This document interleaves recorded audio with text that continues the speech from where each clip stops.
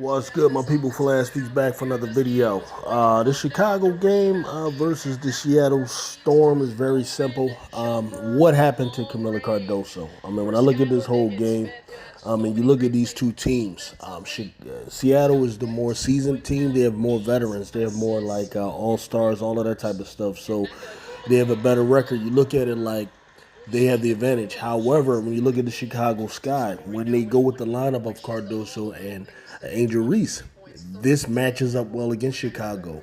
You look at the early part of the game, the Chicago Sky took an easy lead early on in the game.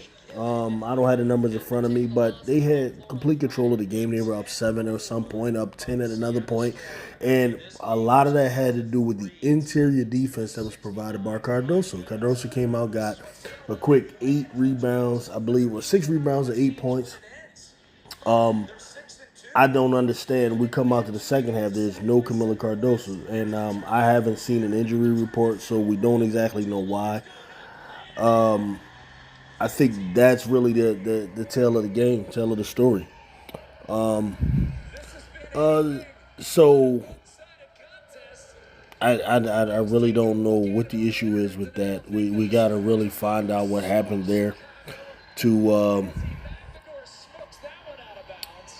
to judge whether or not this was stupidity on the part of the coach or was there a valid reason for her not being in there. I truly believe that they have a seriously good chance of beating Seattle Storm if Camila Cardoso plays. I'm searching right now for any reason. Yeah, Cardoso played 20 minutes, and in that 20 minutes, he had 8 rebounds, 6 points. She had more rebounds than Angel had about 9, I think, at the time. I'm not understanding why she's not in the game. All right, Kennedy Carter played well, 21 points. Of course, she didn't have the dominant game, which was 33 the other night. Izzy Harrison, I guess she tried the best she had a good game. I mean, 11 points. Talking about coming off the bench, that's good. But, I'd still rather see Camila Cardoso in there. Cardoso is really providing. Cardoso matches up very well against Magabor. I'm telling you, that's the reason they won the other game. Like, I'm not looking at just the numbers and the points.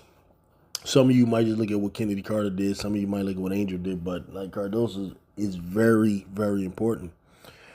Other stories. Well, of course, Angel Reese gets the record now for the double-doubles consecutively. What is it, 13 now? With 17 points, 14 rebounds. It was all right.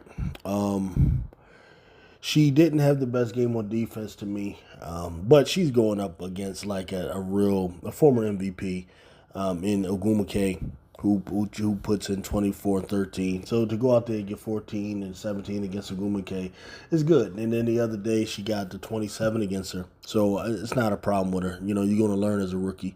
Ogwumike, like I said, was beating her more in terms of getting her post position and stuff like that.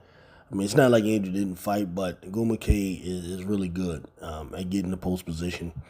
Jewell Loyd was off to a slow start, but ended up with 20 points. Like, if Jewell Loyd is cooking, Skylar Diggins got 15, is cooking, and then Ogwumike chips in 24. The Seattle team was very hard to beat. Their bench really didn't do much, but what'd you add there? Whitcomb hit about, I think, 2 3-pointers at 6 points. This is a really good Seattle Storm team. But like I said, I believe the Sky actually matches up well against them. But if you're not going to go with Cardoso and Reese, you don't match up well. Izzy Harrison is not a good matchup against Magbador, if I'm pronouncing that properly, right? So pretty much you have it, man. I don't know what that was about. It's hard for me to really find any other reason for why they lost. I see no reason. I mean, I'm looking at Cardoso. She's sitting there. Doesn't look injured. I guess that doesn't mean she isn't. But I need to find out what happened with that to really judge this correctly. Because if she is healthy and this was a decision by Teresa Witherspoon, then I know I got to cook Witherspoon. I know I got to cook her. because there's literally no logical reason to not play Cardoso. She was very dominant, in her 20 minutes. Yeah, I don't get it. So that's pretty much it I got for this story. And we'll see I'll check the post game to see if something was up with Camilla. I'm sure they're going to have to ask about that.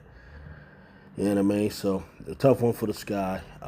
Let's see now in the standings, where does this put them?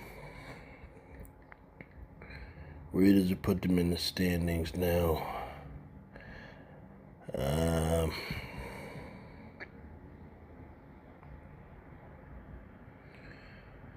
Still, well, I don't know if the standings have been updated, but it looks like, the Fever still have one more loss, and then, because the Fever have 13 losses, the Sky, I think, had 11 going into the game, so now the Sky will have 11 losses to the Fever's 12 losses to the Fever's 13, so I don't know how that works out. I guess their winning percentage would be the same. We'll see what happens. The Fever has pretty much an easy opponent in the Mystics, so there's a good chance the Fever will pass the Sky coming up. But both are still in playoff contention as the Atlanta Dream is just slowly fading away. So, yeah, there you have that, man. Got to find out what's up with Camilla. Peace out.